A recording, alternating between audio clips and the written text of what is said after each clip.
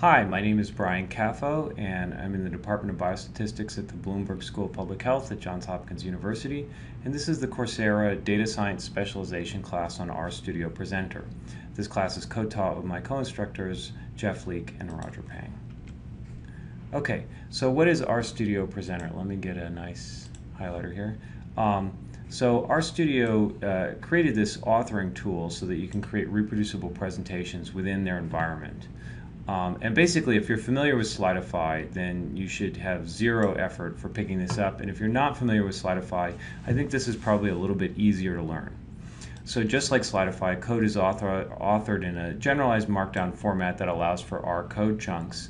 And the ultimate output is an HTML5 presentation that you view in a web browser. The file index for the presenter file has a .rpres extension instead of a .rmd, .rmarkdown extension like in Slidify.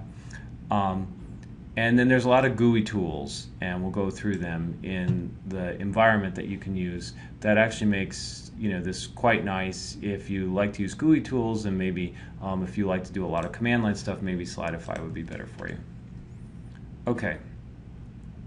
So the guide that you probably want to follow is on this link right here. Go to that guide. It's very good. Most of this content is just taken from that link, and I created this presentation in rstudioPresenter so you get a sense what it looks like.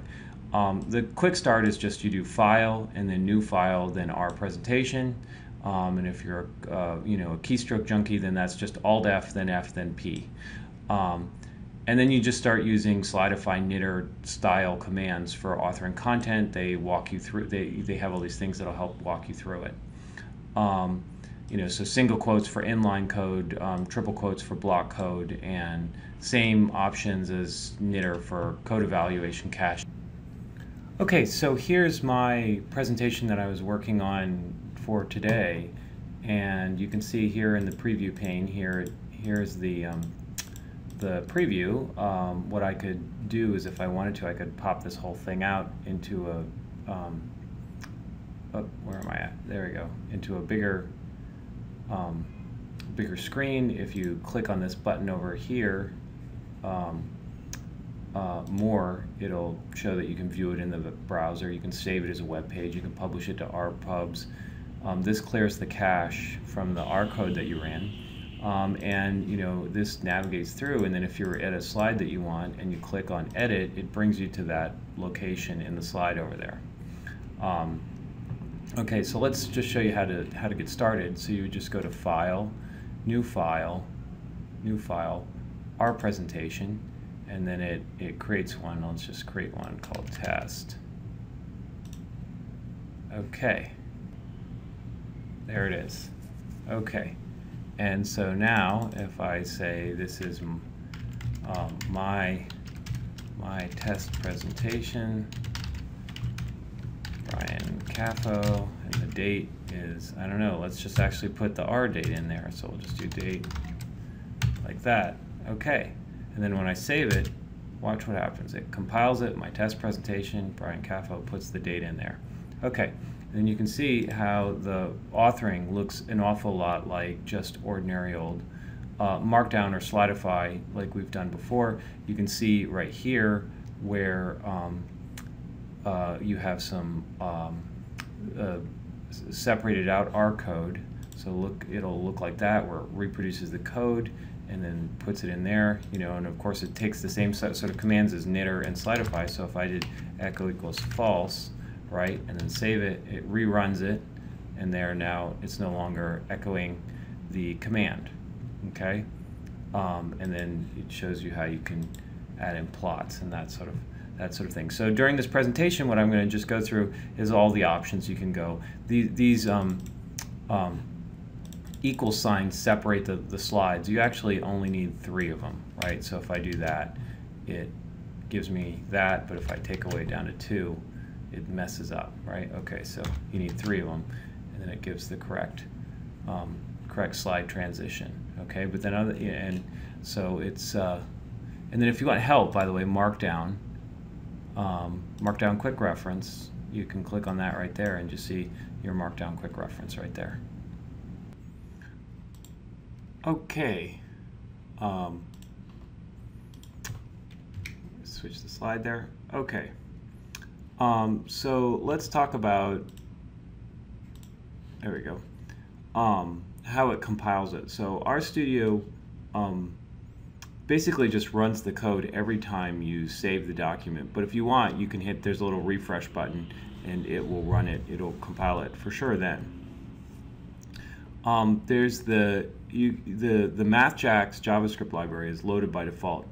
So if you use this command right there, $x squared $, that's the LaTeX command for x squared, and that just yields the mathematically typeset x squared. Okay. There's slide navigations in the preview that you could take you to advance the slide. You don't get a lot of the nice HTML5 kind of effects in the preview pane. You have to view it in the browser, but in the notepad icon will take you to that slide in the slide deck. So clicking on more yields options for, again, clearing the knitter cache, viewing in a browser. And if you just type view in a browser, it does not create the file in the directory that you're working in, right? For me, and I presume for you, it creates it in sort of the temp directory, for your application files. So in mine, it's app data local temp for me. And then you can just create. You can use that also to create an HTML file. Then there's the refresh button. That'll refresh it if you've saved some changes and haven't run it yet. And then the zoom button brings up the new window. Okay, so how do you change things? So one thing, so if you notice, like, let me get rid of that. There you go. You notice, like, it's kind of cool, right? I don't know. Maybe you would just view it as gratuitous. Superfluous eye candy, but this cube effect, right? I did this for a purpose, and the reason was to show you how you can just change some of the automatic visuals. So at the beginning, right after each slide, there's like a kind of a YAML-like code, and for example, you can just put transition equals rotate, and that that sets the transition to this cube-like rotate. If you do, for example, transition linear, right, which is I think the default, then it'll switch to this sort of linear transition. See, like, that's the linear transition, and then there's the cube transition. The linear transition, and notice I did this right after that slide so that it occurs just for that slide, and then it'll go back to the default if I leave this option out. Whatever you put after the first slide is what it views as the default. And there's a bunch of transition options, and this link right here, in the presentation file will show you how to do it, or give you a bunch. Actually, I think I like the default probably best. I like just right to left, or left to right.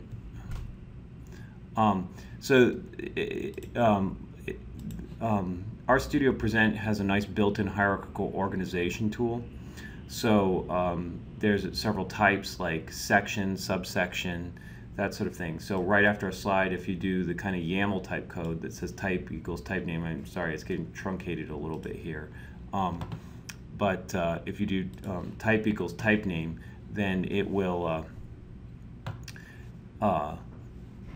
create it'll create the slide style for that level of organization. So this style right here, this light blue background with the white heading letters, that's the section.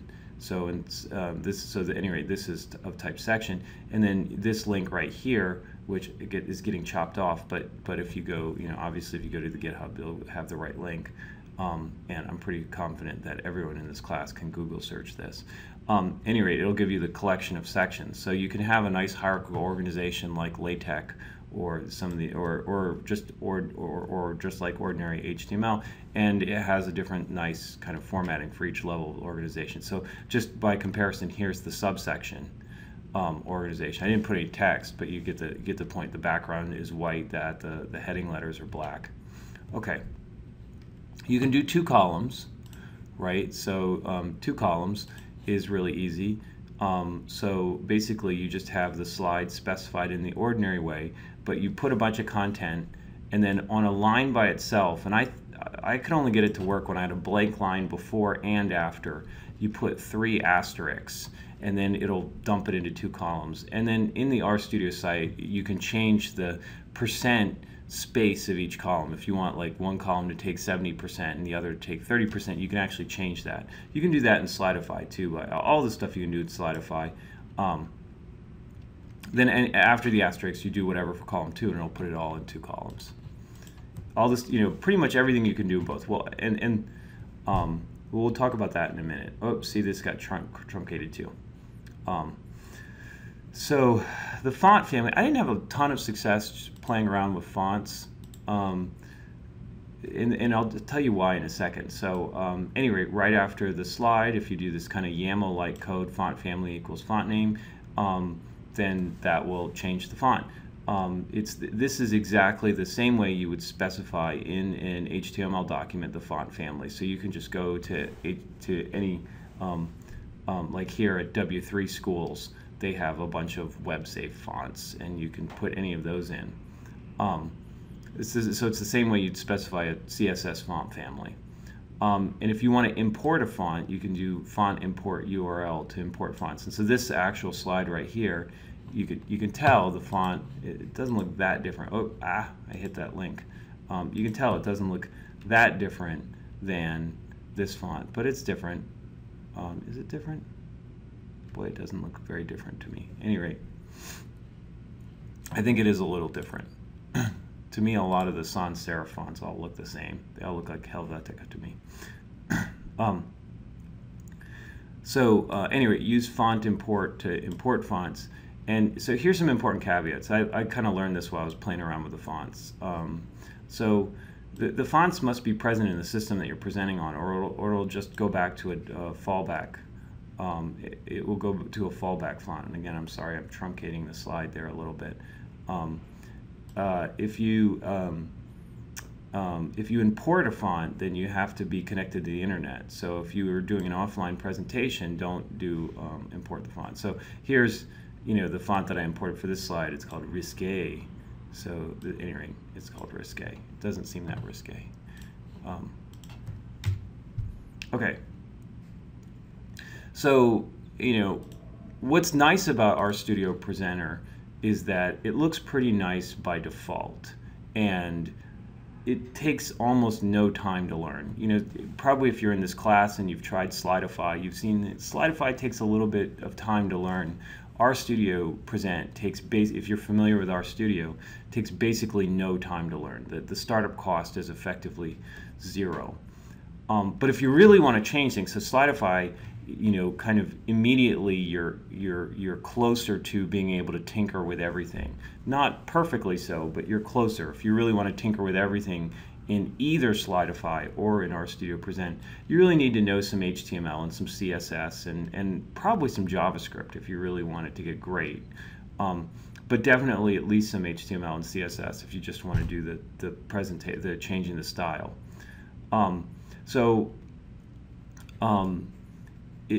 If you have in your directory with your presentation file, if you have a CSS file with the same name, it'll just automatically load it up. Or you can just use CSS in the kind of YAML right after the slide definition. You can use CSS:/file.css and it'll import your style sheet. So you can, and if you want, you can create a class and name it class name to get kind of slide specific style control from your CSS. Or if you want even more further control and you don't even want it to be slide specific. If you want it to be specific subset of a slide specific, then you can have that class just be applied within a span. And then, so that's how you could change it permanently, so that when rstudioPresenter compiles it, it compiles it in the style that you want. But there's the other option, is that the end product is an HTML file and a style sheet and maybe some JavaScript, and you can just edit that as you want. But let me just say, this should be a last resort. The whole point of doing these kind of reproducible presentations is that they're reproducible, and that if you change something in the R code, you get the presentation back. So you lose a lot if you edit the raw HTML. At that point, why bother having done Slidify or rstudioPresenter at all? But let's say you have some really final product and you want to get it just right, and you don't want to bother with the intricacies of rstudioPresenter or Slidify or whatever, then sure, you can edit the HTML for that. But if it's like a presentation that you have to give frequently and update with new numbers every now and then you're making a lot of extra work for yourself by editing the HTML file. You're better off just figuring out how to get the CSS file right, the style right, and that way every time you compile it, it'll get it the way you want it to. Okay. And then here's the big question, right, which is Slidify versus RStudioPresenter. And I was a little surprised when I first saw RStudioPresenter, because it has a lot of overlap with Slidify, and so my first question was, why do these two things exist? Why not just either one group or the other just adopt the other one? So here's my impression. So Slidify, to me, gives you a lot more kind of more flexible control from the R Markdown file. So you have a ton kind of more just options as you play around with the R Markdown file, or in RStudioPresenter is what is called the rpres file. And it's really undergoing constant rapid development. Ramnath is a madman, and he is constantly developing it. It has a large user base, which means like there's lots of questions answered on Stack Exchange, and Ramnath seems to jump on Stack Exchange almost immediately. And he put in lots of styles and options by default. So you have all the different HTML5 slide decks are basically included, and you can do them all fairly easily. It has a much steeper learning curve to go from 0 to functional in Slidify, a much steeper learning curve. And I would describe it as more kind of command line oriented. RStudioPresenter is much more integrated within RStudio, and it's probably preferable to work with the RStudio GUI. So the RStudioPresenter is embedded in RStudio, which is a good and a bad thing. If you're more of a command line person, you probably maybe want the kind of way in which Slidify is implemented a little bit more, though I'm confident there's probably a way you can do most of the RStudio things from the command line as well. But I think of it as more GUI oriented. RStudioPresenter is ridiculously easy to get started. I basically knew nothing and created this presentation and lecture in one day. And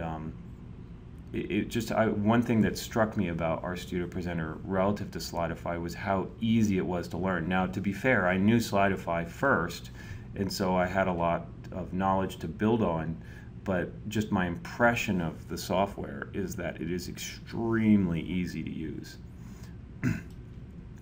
And part of the reason it's easy to use is it has a much smaller set of kind of canonical styles and options, right? So it's this kind of paradox of choice type thing, where we actually are a little bit happier if we have less choice. It's how the Apple Store works, right? They give you relatively few choices, and it turns out people are happier if they have fewer choices, or so that's the lore. I don't know if that's true at all. But at any rate, this makes me happy that there's fewer choices, because I'm the kind of person that if there's lots of choices, I tinker around with them, and then I look, and then it's like an hour later and I've done nothing.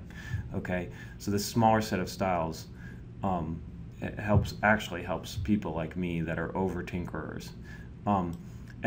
as far as I'm concerned, the default style looks really nice, and so I wouldn't, it seems fine. So that's actually a nice component of RStudio Presenter. And either with RStudio Presenter or Slidify, remember, ultimately, all this is using R as a front end to create an HTML5 slide deck. So if you have a little CSS or HTML knowledge, you can make either RStudio Presenter or Slidify as elaborate as you'd like. And the big step is deciding that you want a reproducible presentation with R embedded in your presentation building software, and then I think either of these solutions will work quite well.